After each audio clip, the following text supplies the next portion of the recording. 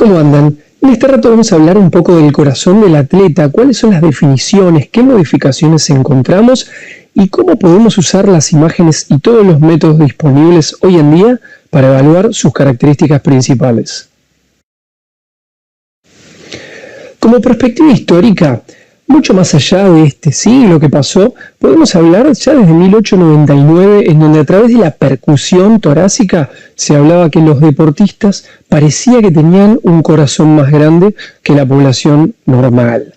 Ya en el año 1968 sale este estudio a través de radiografía, donde muestra que hay un síndrome del corazón del atleta, en donde se ve una imagen más grande de lo que es el corazón. Entonces ya se empieza a hablar de esta definición que fue tomando forma, que consiste en un espectro de modificaciones y cambios regulatorios cardiovasculares que ocurren en gente que hace deporte o actividad física, pero fíjense que tiene que ser de manera regular, intensa y sostenida en el tiempo. Empieza a tomar forma esta definición desde estos años a medida que van avanzando los métodos diagnósticos. Y ya en la década de los 90, con el uso mucho más difundido de lo que es la ecocardiografía, empiezan a aparecer estos trabajos y Pellicchia, uno de los pioneros, de los que está más a la vanguardia en esta época, empieza a estudiar a través de ecodoppler a lo que son las dimensiones ventriculares, en este caso, en este estudio muy conocido, los diámetros de fin de diástole, las dimensiones del corazón de los atletas en comparación con población normal. ¿Y qué es lo que encuentran? Fíjense que a diferencia de la población normal, un 14% de los deportistas tienen un corazón con un diámetro de fin de diástole mayor a 60 milímetros, o sea, estaría en rango de miocardiopatía para la población normal. Por lo tanto, empieza a mostrar que el corazón del atleta es de un mayor tamaño a la población general.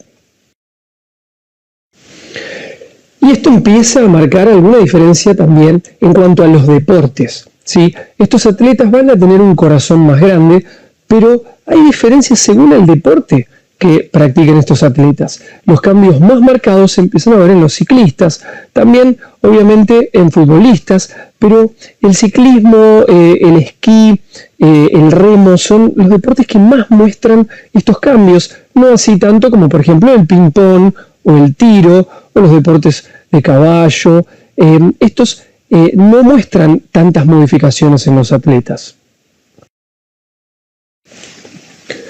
Y también empieza a aparecer otro concepto, ¿sí? Que es la hipótesis de Morgan-Roth, en donde lo que muestra es que en el ejemplo A tenemos un corazón de un no atleta, pero fíjense en el ejemplo B, el corazón de un atleta de fuerza, como va a generar un remodelado, una hipertrofia hacia adentro, una concéntrica, en donde no aumenta mucho el tamaño, pero sí más el espesor. Y en otro punto tenemos lo que es el corazón del atleta de resistencia, del endurance, en donde el corazón prioriza el aumento de volúmenes y dimensiones por el aumento de espesores. Entonces empieza a aparecer también que vemos estas diferencias según si el deporte es de fuerza o de resistencia. Pero ¿qué pasa? Como ahí veíamos recién, podía fallar esta hipótesis, puede fallar esta hipótesis de Morgan-Roth que se plantea hace algunos años. Un estudio de nuestro equipo de trabajo de hace algunos años en donde evaluamos deportistas de rugby de 16 años. Acá los datos interesantes son la edad. Fíjense, 16 años y el rugby con todo lo heterogéneo que tiene este deporte, ¿sí? Fuerza, resistencia, etc. Y los diámetros de fin de diástole muestran que hay una diferencia no tan marcada, pero sí significativa. 19% tienen los deportistas jóvenes con diámetros mayores a 55 milímetros y solo un 10% de controles, es decir, jóvenes, sanos, solo un 10% tiene diámetros de esas dimensiones. Y fíjense si vamos a lo que son los espesores ventriculares, en los controles, los deportistas o no deportistas o de muy baja práctica, un 2% tiene espesores iguales o mayores a 12 milímetros, pero un 7% de los jóvenes de 16 años que hacen deporte a nivel competitivo, es decir, en este caso eran más de 5 o 6 horas por semana, un 7% tienen espesores de 12 milímetros o mayor. Por lo tanto, si nos vamos a lo que son los rangos patológicos, fíjense qué interesante, Un 4% de los jóvenes de 16 años tienen diámetros mayores a 60 milímetros y un 2% de los jóvenes de 16 años tienen espesores miocárdicos que estarían en zona gris, ¿sí? De 13 milímetros o más. Ninguno de ellos de 15 milímetros, y esto es un dato interesante. Por lo tanto, acá empiezan a aparecer algunas preguntas y algunas respuestas. ¿Desde qué edad empiezan a aparecer las modificaciones del corazón del atleta? Bueno, evidentemente algunos estudios empiezan a mostrar que ya desde los 15-16 años, con entrenamientos competitivos, muestran los jóvenes modificaciones. ¿Cuántas horas por día o por semana se requieren? Lo mismo, algunos hablan de 4 horas, otros de 6 horas a la semana. En estos números más o menos es donde empezamos a ver de manera sostenida, algo así ocurre con las diferentes partes del corazón del atleta. ¿Puede un mismo deporte tener diferentes expresiones? Bueno, evidentemente podemos encontrar que dentro de un mismo deporte como el rugby hay deportistas que van a entrenar más fuerza y otros que van a entrenar más resistencia. Por lo tanto, esta hipótesis va empezando a abandonarse. La caracterización actual de las disciplinas, fíjense cómo está en más variantes, ya no es más solo fuerza y resistencia, ahora es habilidades, power, que sería lo de fuerza, endurance, resistencia, y fíjense mixtos, en donde están muchos de los deportes más conocidos por todos, más practicados por la gente en general.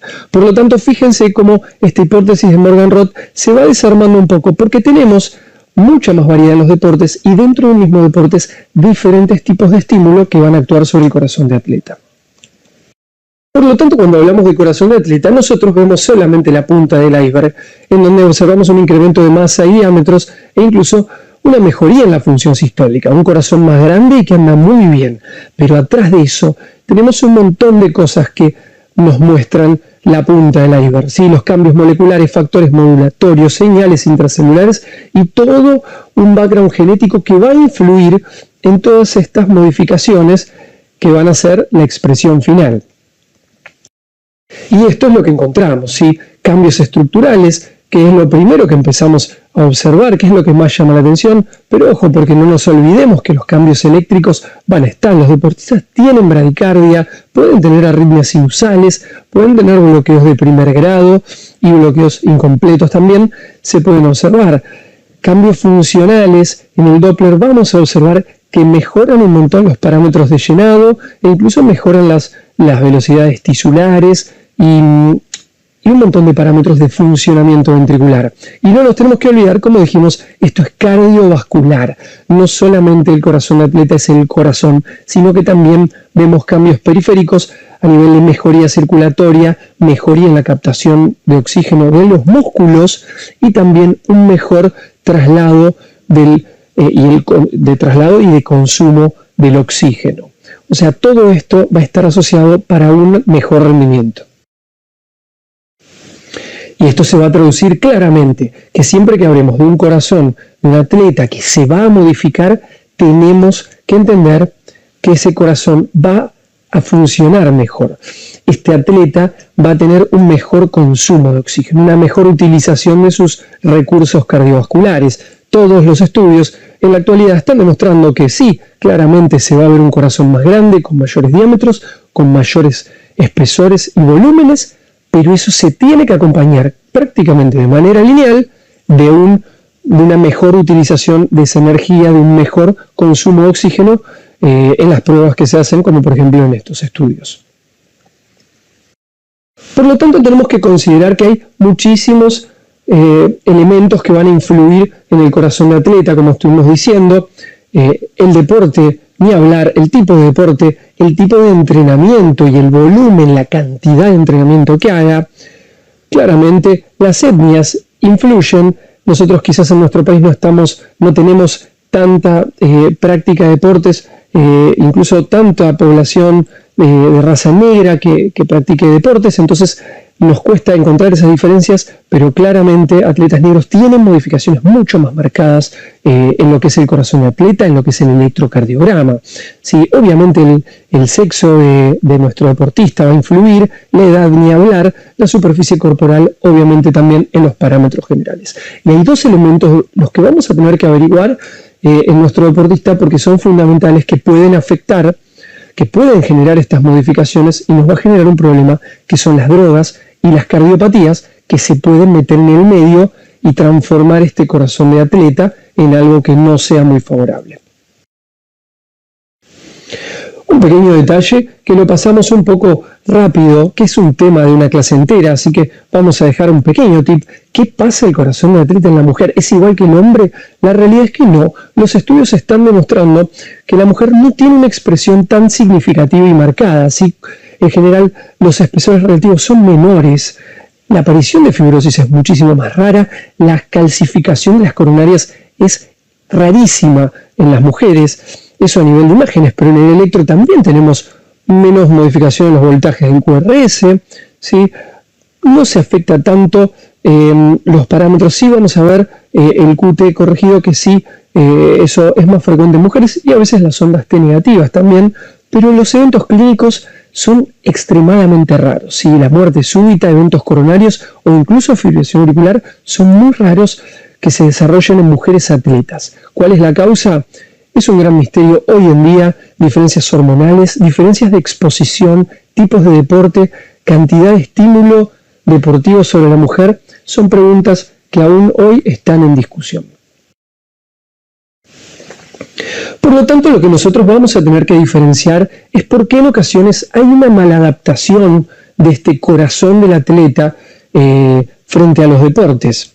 Nosotros partimos desde arriba, fíjense, en un atleta joven de resistencia, pero acá, como habíamos dicho recién, un montón de factores personales van a influir, las características de nuestro deportista, las características del deporte que practique, el entorno, el medio ambiente es fundamental y todo el estímulo que tenga, ¿sí?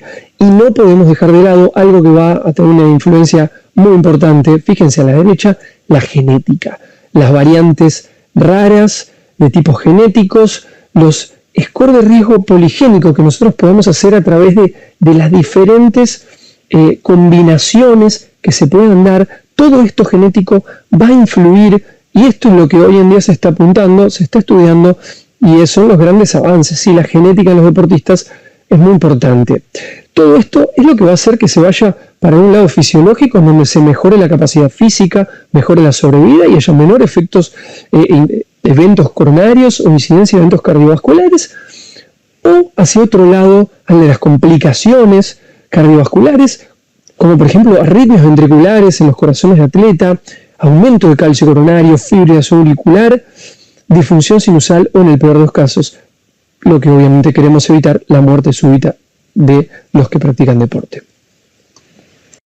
Por lo tanto, nosotros lo que tenemos que hacer cuando vamos a evaluar un corazón de atleta es separar la fisiología de la patología, ¿sí? En el medio del corazón de atleta, y nosotros vamos a hablar un poco de cómo escaparnos de estas 4 enfermedades que pueden, fíjense, como mezclarse en algunos puntos con el corazón de atleta. La miocardiopatía hipertrófica, la miocardiopatía no compactada, la miocardiopatía dilatada y la displasia arritmogénica de ventrículo derecho. ¿De qué nos vamos a valer para todo esto? De todos los recursos y los métodos diagnósticos que tengamos disponibles. Obviamente un electrocardiograma, también vamos a usar el ecodoppler, tenemos métodos por imágenes hoy en día muy avanzados como la tomografía y la resonancia, y después los estudios de esfuerzo, ¿sí? Los estudios simples, una ergometría, un ecoestrés, y avanzando un poco más también, el consumo de oxígeno. Todo lo que tengamos a nuestro alcance lo vamos a usar. Para empezar a hablar, en este caso, de lo que son los tamaños del corazón de los atletas, como ya habíamos dicho, sabemos que cambian, pero fíjense este estudio un poco más reciente ya, en donde estudió ciclistas de un nivel profesional mundial altísimo, ¿sí? Deportistas mundiales. Fíjense cómo los ciclistas estos, la mitad tenía diámetros ventriculares por encima de 60 milímetros, lo que podríamos decir que está dentro del rango de miocardiopatía, la mitad. Y casi el 10% tenía espesores en lo que es la zona gris, o sea, espesores marcadamente aumentados. Ojo, nuevamente, ninguno tenía espesores en rango de miocardiopatía hipertrófica. Pero fíjense qué importante esto, y fíjense qué interesante esta otra. Además de que la mitad tenían unos diámetros excesivamente aumentados, un 11% de ellos tenía un deterioro en la fracción de eyección. O sea, fíjense el nivel de cambios en los volúmenes y función que tienen estos deportistas de tan alto rendimiento. Entonces nos encontramos con el primer tema que tenemos que decir. Es, ¿qué hacemos con estos deportistas en donde su corazón es tan grande y en ocasiones puede llegar a no funcionar del todo bien como esperamos? Y fíjense, el primer elemento que tenemos a nuestro alcance, a que tenemos que recurrir, es los estudios de esfuerzo. En este caso, fíjense como en un ecoestrés o en una resonancia estrés, pero el ecoestrés es lo más cómodo. Vamos a buscar ver que esa función del corazón, esa función miocárdica, mejore con el esfuerzo en nuestro paciente. En un deportista, la fracción de eyección debe mejorar de principio a fin un 11% y al final quedarse por encima del 65%. ¿Por qué? Porque esto no ocurre, esto es extremadamente raro que ocurra en miocardiopatías dilatadas. Si la función no mejora, muy pocos pacientes mejora y en muy pocos pacientes al final del esfuerzo está por encima del 65%. Por lo tanto, este estudio de esfuerzo nos va a abrir las aguas en si este corazón mejora con el esfuerzo y es un atleta. Por lo tanto, como primer punto, nosotros tenemos un atleta, sabemos que es deportista, averiguamos cuánto entrena, vemos si estas modificaciones son simétricas y vemos su fracción de eyección. Si está bien, estamos más cerca de que estemos hablando de un atleta. Pero si este tiene antecedentes familiares de muerte súbita, tiene síntomas, tiene normalidades, fíjense, en el electro, ya primer punto, después en el Holter podemos ver arritmias, disminución del consumo de oxígeno, fibrosis en la resonancia y un test genético positivo. Fíjense cómo, usándonos de todos los mecanismos que dijimos recién, si encontramos datos positivos, nos va a orientar a miocardiopatía dilatada. ¿Qué hacemos en el medio con la fracción de eyección disminuida? Lo que habíamos dicho es usar los mecanismos para buscar a ver si ese corazón mejora. ¿Qué pasa con los espesores? Porque como habíamos dicho, los deportistas tienen mayores espesores ventriculares que la población control, pero fíjense que a lo largo de los trabajos de diferentes años, tanto de los 90 como ya de la década del 2000, 2010, todos los trabajos muestran que es extremadamente raro que igualmente los deportistas lleguen a 15 o 16 milímetros de espesores. En general tienen espesores aumentados, pero muy rara vez llegan a 15 milímetros. Eso es algo que tenemos que tener en cuenta.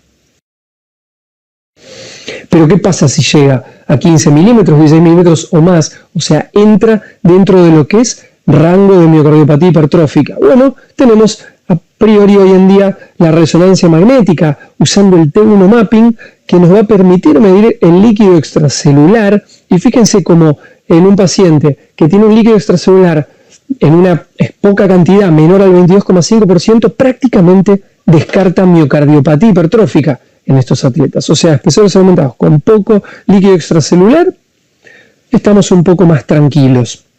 ¿Por qué? Porque la hipertrofia del atleta no es por aumento del líquido extracelular, es por aumento intracelular del tamaño. Si los miocitos crecen, esto es diferente a la miocardiopatía hipertrófica, en donde sí crece el líquido extracelular.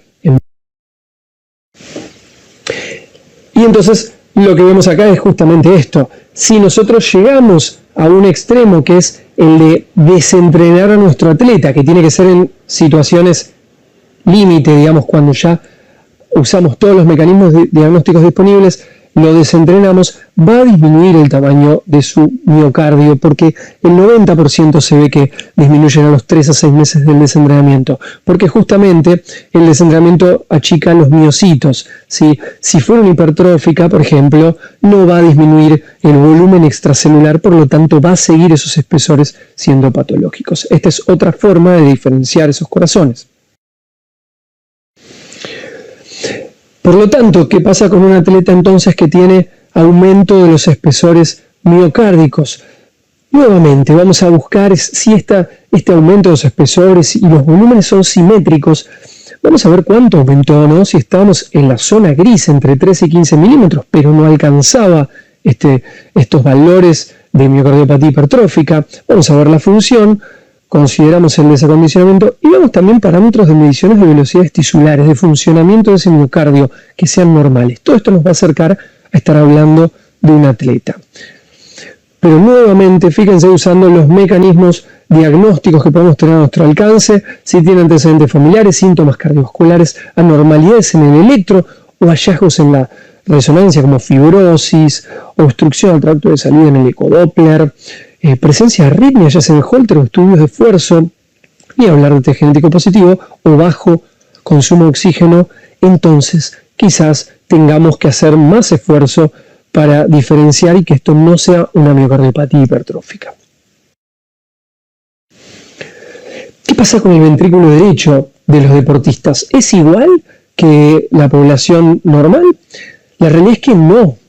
El ventrículo derecho cambia muy frecuentemente en los deportistas. Casi el 70% tiene diámetros longitudinales mayores y casi un 60% tiene mayor área diastólica del ventrículo derecho. Lo que estamos diciendo es que más de la mitad de los deportistas tienen diámetros modificados. Y no solo los diámetros en general nos van a llamar la atención del ventrículo, sino que vemos acá este dato que nuevamente 57% tiene mayor diámetro del tracto de entrada del ventrículo derecho. Más de la mitad tienen mayor tracto de entrada y casi la mitad tiene mayor diámetro del tracto de salida. ¿Y por qué esto nos tiene que llamar la atención? Este dato que parece fino e insignificante. Porque justamente estos son criterios mayores para definir cardiopatía ritmogénica del ventrículo derecho en población normal. Fíjense cómo los atletas, si usamos las mediciones, 1 de cada 3 atletas cumpliría un criterio mayor para una cardiopatía ritmogénica del ventrículo derecho, con estas modificaciones que presentan en las dimensiones. ¿Por qué es interesante este diagnóstico diferencial? Porque la cardiopatía ritmogénica del ventrículo derecho se lleva un porcentaje significativo de causa de muerte súbita en los deportistas. Por lo tanto, vamos a tener que hacer este diagnóstico diferencial frente a estos pacientes. Lo llamativo, no lo llamativo, sino lo que tenemos que buscar y prestar atención es que vamos a tener deportistas con mayores dimensiones de ventrículos derecho, con mayores volúmenes de ventrículo derecho, con mayor dimensiones de tracto de entrada y de salida. Pero todos estos deportistas van a tener que tener un buen TAPSE, buenas velocidades tisulares, buena fracción de eyección en el ventrículo derecho. Es decir, ninguno de los parámetros de funcionamiento de este ventrículo derecho tiene que estar peor en un deportista. Tienen un ventrículo más grande, pero con un funcionamiento muy bueno.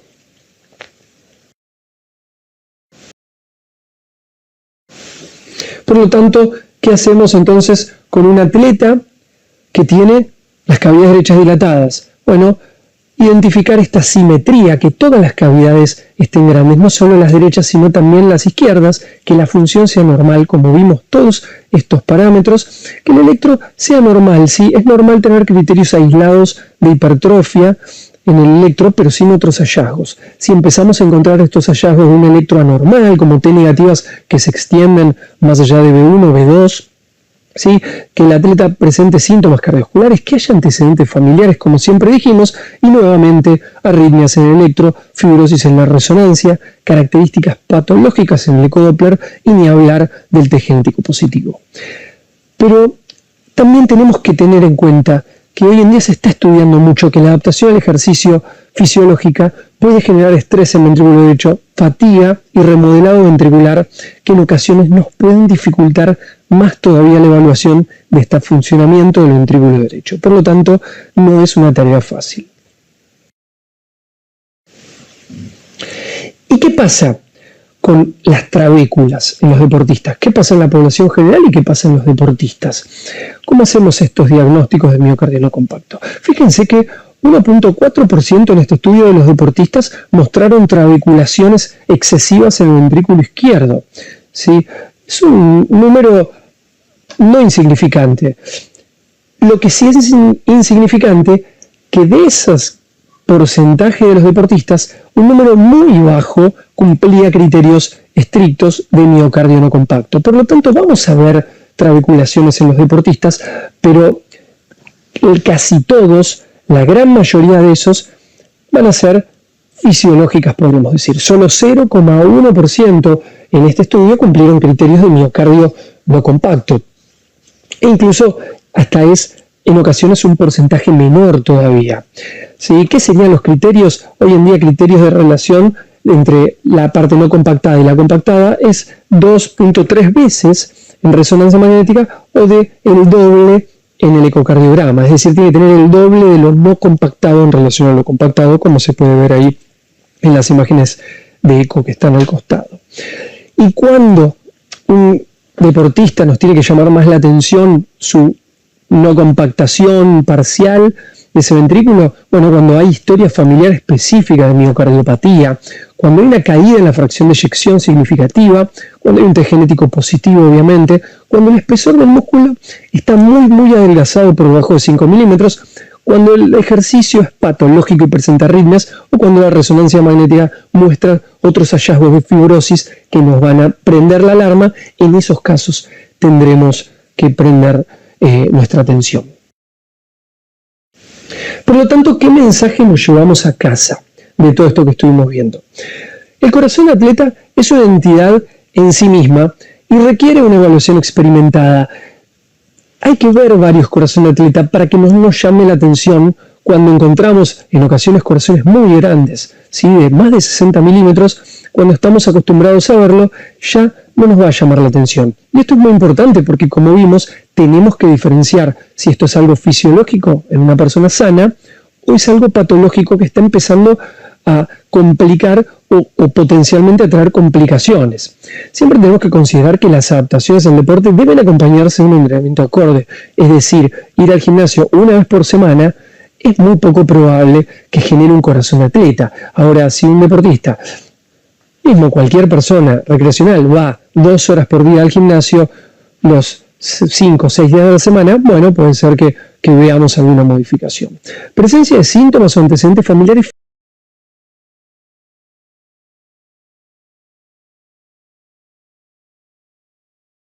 Fíjense que siempre ese parámetro se repetía en todo lo que dijimos, nos tiene que llamar la atención. Por eso es que no tenemos que dejar de lado y volver a las raíces de revisar a nuestro paciente, charlar con nuestro paciente, averiguar sobre sus antecedentes y sobre la familia, porque ese dato también es fundamental, no solamente en los estudios complementarios. Y sí, cuando llegamos a los estudios complementarios, tenemos que usar todo lo que tengamos a nuestro alrededor que nos pueda ayudar, porque fíjense que en general estamos tratando con gente joven que hacen deporte y nuestra idea va a ser proponerles que sigan haciendo deporte, que sigan mejorando su calidad de vida y mejorando su riesgo cardiovascular.